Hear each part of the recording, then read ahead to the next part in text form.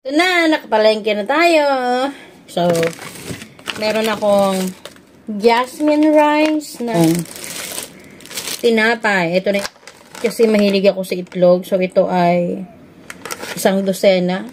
Meron ako ditong mackerel fish, 2 peraso. Chicken fillet. Ayan. Hindi ako mawawala ng gatas. Ayan. So, yan yung napamili ko. So, $150.